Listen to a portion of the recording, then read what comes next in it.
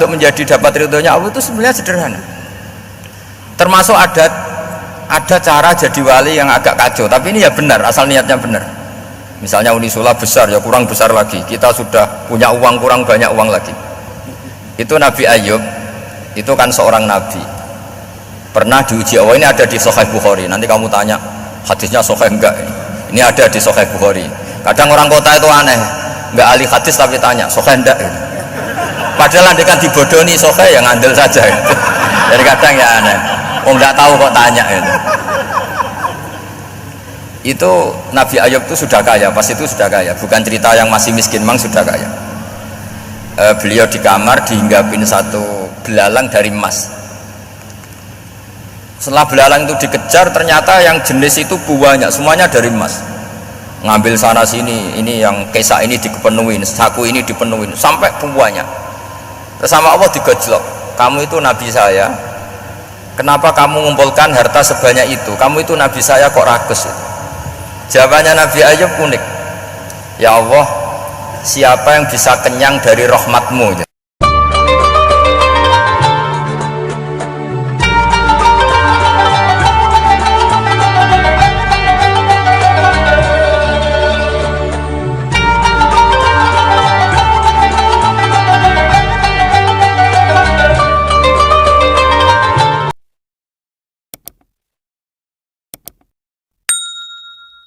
Bismillahirrahmanirrahim.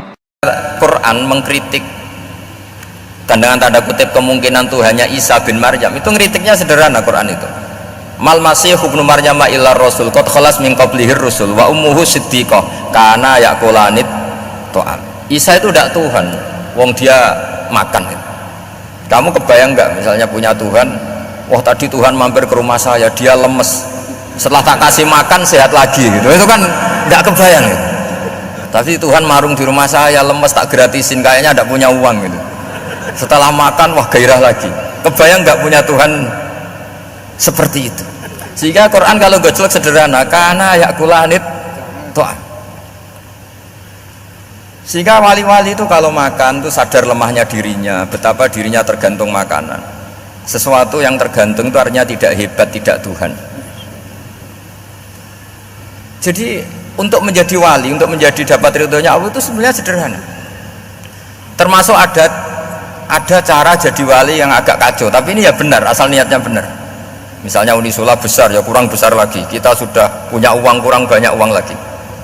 Itu Nabi Ayub, itu kan seorang nabi. Pernah diuji Allah, ini ada di Sahih Bukhari. Nanti kamu tanya, hadisnya Sahih enggak? Ini ada di Sahih Bukhari. Kadang orang kota itu aneh, enggak ahli hadis tapi tanya, Sahih enggak? Padahal andai kan dibodoni Sahih, yang ngandel saja gitu. Jadi kadang ya aneh, oh enggak tahu kok tanya itu. Itu Nabi Ayub itu sudah kaya, pas itu sudah kaya, bukan cerita yang masih miskin, memang sudah kaya. Beliau di kamar dihinggapin satu belalang dari emas. Setelah belalang itu dikejar, ternyata yang jenis itu banyak, semuanya dari emas. Ngambil sana sini, ini yang kesak ini dipenuhin, saku ini dipenuhin, sampai banyak. Sama Allah digojlok, kamu itu nabi saya. Kenapa kamu mengumpulkan harta sebanyak itu? Kamu itu nabi saya kok rakus itu? Jawabannya Nabi Ayub unik. Ya Allah, siapa yang bisa kenyang dari rahmatmu? Ya, jadi kalau kamu punya uang 1 miliar, kok ingin 1 miliar 100, ingin 1 miliar 200, itu cara ngitung bukan uang. Ya Allah, siapa yang bisa kenyang dari rahmatmu? Karena rahmat Allah tidak terbatas. Sudah Gusti, tenang saja, meskipun saya gini rahmat Anda tidak akan habis. Sehingga waroi ada ilmunya, tomak juga ada ilmunya, termasuk ragus itu juga ada ilmunya. Misalnya begini, ini contoh ragus yang ada ilmunya begini. Ini saya beri contoh, mungkin yang boleh niru orang-orang soleh, kalau nggak soleh jangan. Imam Syafi'i, ini cerita nyata. Imam Syafi'i itu dulu ketika ngaji masih muda itu nggak suka sama guru yang kaya. Kebetulan dia punya guru miskin terus, namanya Sufyan As-Tsauri. Itu miskinnya Masya Allah. Sufyan bin Uyainah juga miskin, jadi dia miskin punya guru miskin terus, sehingga idolanya ya sama guru-guru yang miskin. Suatu saat guru-guru ini menyarankan dia ngaji Imam Malik. Imam Malik itu kaya raya. Itu babutnya Imam Malik kalau diinjek itu mata kakinya tidak kelihatan saking halusnya. Kalah Indonesia lah kalah. Itu Imam Malik tuh gaya. Kalau ngaji di kursi tinggi terus pakai bukhur itu, pakai dupa Arab yang mahal itu. Pokoknya mewah kali Imam Malik. Terus dia mulai ini kiai kok kaya. Kemudian setelah beliau alim tanya, saya harus ngaji siapa setelah ilmu jenengan habis kira-kira gitu. Kata Imam Malik, sudah, kamu tidak usah perlu ngaji saya, kamu sudah alim alama. Terus Imam Malik datang ke Baki. Zaman itu Baki itu semacam kayak rentalan ya, semacam Grab lah kalau dulu itu. Mana kafilah yang mau ke Irak gitu. Ya sudah terus, oh kita mau ke Irak, ini antar ke Muhammad bin Hasan As-Syaibani.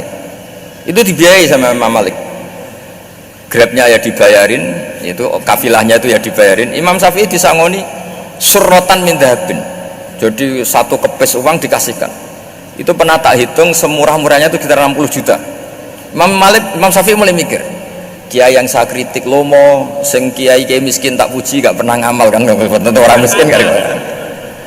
Setelah datang ke Muhammad bin Hasan As-Syaibani, beliau itu pakar usul fikih, muridnya Abu Hanifah. Beliau al-usuli, pakar usul fikih. Itu Muhammad bin Hasan As-Syaibani itu kalau ngitung emas, itu di ruang tamu. Uangnya miliaran, emasnya banyak. Dari kota ini dipindah ke kota ini, emas kalau ngitung di ruang tamu. Bukan di kamar, di ruang tamu. Imam Syafi'i tambah kaget. Imam Malik kayak gitu sudah saya soal, malah ini kaya raya. Setelah Imam Syafi'i kelihatan kaget, digojlek sama Muhammad bin Hasan As-Syaibani karena beliau senior. Atajabu min hadza, kamu aneh melihat ini? Iya. Kenapa? Ulama kok kaya raya. Terus kata Muhammad bin Hasan, ya sudah, uang ini tak kasihkan orang-orang fasik, binti gue demenan, gue nyabu, gue macam-macam. Oh jangan, nanti dipakai maksiat. Oh jenengan mau sing suka. Semenjak itu Imam Syafi'i rubah mindset. Jadi kalau kampus ini ingin akreditasi A, ingin mulia, ingin apa, kamu ridho kalau yang punya prestasi seperti itu adalah orang-orang fasik. Ridho enggak? Enggak kan? Maka didoakan ini. Nah, itu namanya berpikir secara usuli. Kamu jangan hanya nuruti karena berpikir waroi terus kamu benci kekayaan, benci pangkat, benci apa, tidak bisa seperti itu. Karena pangkat dan kekayaan ketika dikelola secara kesolehan maka akan menjadi energi positif yang luar biasa. Semenjak itu Muhammad bin Hasan As-Syaibani berhasil mendidik Imam Syafi'i. Sampai akhirnya keterusan Imam Syafi'i berpendapat kalau orang Islam bisa bikin rumah tingkat kok punya rumah reok itu haram kata. Akhirnya keterusan. Kalau bisa jadi bupati kok jadi ketua RT juga haram. Karena al-Islam ya'lu wala yu'la alaih. Islam itu luhur bukan bisa diluhurin. Sehingga rata-rata orang Syafi'iyah termasuk kiai-kiai Indonesia itu rata-rata ya agak-agak politikus. Ya agak-agak kedonyan, mungkin sebagian ya kedonyan tenan gitu. Karena nggak ridho gitu loh kalau kesempatan itu dikuasai orang fasik kemudian menjadi kekuatan maksiat. Coba kalau bupati itu orang yang fasik, kemudian programnya supaya rakyat seneng semalaman dangdutan yang purno misalnya, supaya rakyat seneng dibolehkan dugem, dibolehkan judi. Tapi kalau yang jabat orang soleh kan ada beberapa perda yang menolak penyakit apa? Masyarakat. Jadi kamu jangan melihat bahwa kepangkatan ini hanya sebagai alat korupsi, alat otoriter, enggak. Asal kena orang soleh, maka ini menjadi energi kesolehan atau energi positif. Sebab itu ketika Allah muji para nabi yang soleh, diantaranya disifati apa? Faqad ataina ala Ibrahim al-kitab wal hikmata, terus ayat wa atainahum mulkan azim. Dan Nabi Ibrahim dan keluarganya tak kasih kerajaan yang besar.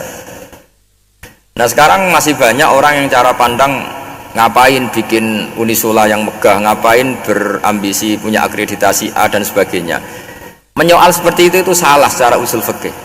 Karena secara usul fikih kesempatan yang baik tentu harus diperjuangkan oleh orang-orang yang soleh. Karena ini supaya jadi otoritas yang positif. Itu dulu ada latihannya. Jadi orang dulu itu gampang sekali ketika milih miskin ditanya, kenapa miskin? Saya ingin hisab saya ringan. Tapi ketika mereka kaya yang soleh, supaya harta ini tidak dipakai orang yang nanti dipakai maksiat. Kita misalnya orang soleh kok mau pangkat, karena kita ada ridho kepangkatan itu dipegang orang maksiat, kemudian menjadi energi maksiat. Begitu juga seterusnya. Maka ulama dulu itu rileks. Sampai Syekh Nawawi Al-Bantani itu nanti bisa dicek di tafsir Qul hal yastawil ladzina ya'lamuna wal ladzina la ya'lamun. Beliau muji-muji ulama. Kemudian ada seorang yang agak hasud mungkin, tanya begini, hebatnya ulama itu begini-begini. Terus ditanya, tapi kenapa kita sering melihat ulama ngantri proposal di rumahnya bupati katanya, sementara bupati nggak pernah datang ke ulama ngaji ihya? Jawabannya Imam Syekh Nawawi itu unik. Ya karena ulama itu tahu gunanya uang, sehingga nyari uang untuk pondok, untuk masjid. Sementara bupatinya tidak tahu gunanya ilmu, maka tidak pernah ngaji gitu. Jadi ya ringan saja nih. Jadi ya sudah seperti itu. Jadi kalau ada ulama kedonyan, anggap saja karena tahu gunanya uang. Jadi kenapa ulama ngantri di kabupaten, bukan bupati ngantri di ulama? Jawabannya karena ulama tahu gunanya uang, sementara bupatinya nggak tahu gunanya ilmu. Ya kira-kira gitulah. Ada ustadz tidak ganteng, kesensem rondo cantik, karena tahu gunanya ustadz itu. Artinya tahu gunanya kalau saya nikah nanti punya anak jadi gus, karena dia kiai gitu. Tapi rondone raro gunanya dia karena miskin gitu.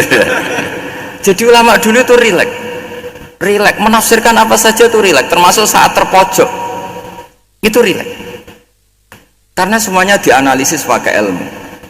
Sehingga ciri utama wali itu apa? Ala inna awliya Allahi la khaufun alaihim walahum yahzanun. Nggak ada rasa takut, nggak ada rasa gampang, karena melihat sesuatu itu gampang saja. Seorang lagi melihat sesuatu itu gampang saja, ringan.